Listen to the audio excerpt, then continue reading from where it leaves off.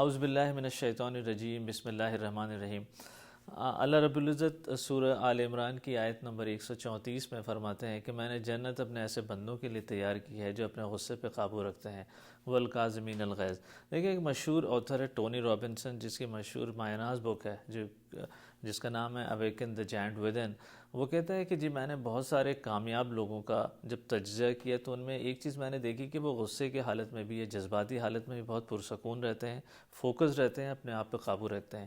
وہ کہتا ہے کہ اس کی وجہ یہ ہوتی ہے کہ جو کامیاب لوگ ہوتے ہیں وہ پرابلم پہ 10% ٹائم صرف کرتے ہیں، 90% ٹائم وہ پرابلم کو سولو کرنے میں یا اس کو حل کرنے میں لگاتے ہیں، جبکہ جو ناکام لوگ ہوتے ہیں، ایوریج لوگ ہوتے ہیں، وہ اپنا 90% ٹائم یا زیادہ تر ٹائم ان سوالات پہ خرچ کر دیتے ہیں کہ جی یہ کیسے ہوا، یہ کس نے کیا، اس کی ذمہ داری کس پہ عائد ہوتی ہے یا میں اس کا ذمہ دار نہیں ہوں۔ جبکہ جو کامیاب لوگ ہوتے ہیں وہ جذباتی حالت میں بھی وہ ان سوالات پہ فوکس کرتے ہیں کہ جی ایسے اس حالت پہ قابو کیسے پایا جا سکتا ہے، اس چیز کو اوائڈ کیسے کیا جا سکتا ہے اور اس واقعے سے کیا سبق سیکھا جا سکتا ہے۔ دیکھیں، اور ایک بہت اور امپورٹنٹ چیز جو اس نے ٹونی نے بتائی، وہ یہ کہتا ہے کہ جی جذباتی حالت میں یہ بڑا امپورٹنٹ ہوتا ہے کہ آپ 2 منٹ سے زیادہ جذباتی حالت میں نہ رہیں، آپ کو غصے کی حالت سے نکل آنا چاہیے۔ اگر 2 منٹ سے زیادہ آپ اس حالت میں رہیں گے تو آپ کے جو بھی ایکشن ہوں گے وہ ایموشنز کے اندر ہوں گے اور نقصان دہ ایکشن ہوں گے۔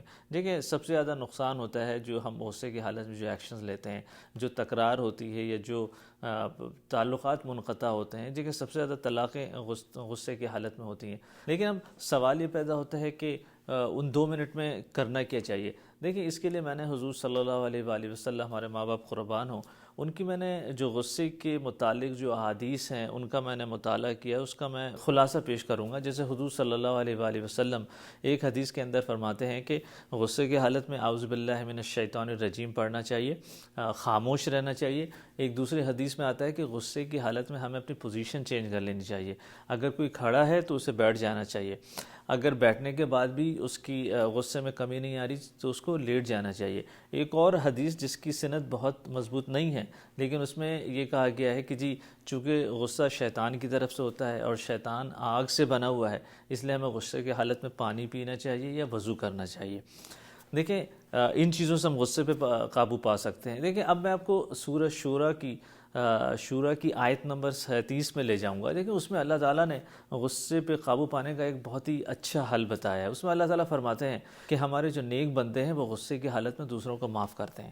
دیکھیں، ہوتا ہے یہ کہ غصے کی حالت میں ہم دوسروں کو بلیم کر رہے ہوتے ہیں، جس کو ہم سمجھتے ہیں کہ وہ اس چیز کا ذمہ دار ہے، اس کے متعلق ہمارے جذباتی اور انتقامی کیفیت ہمارے دل میں ہوتی ہے۔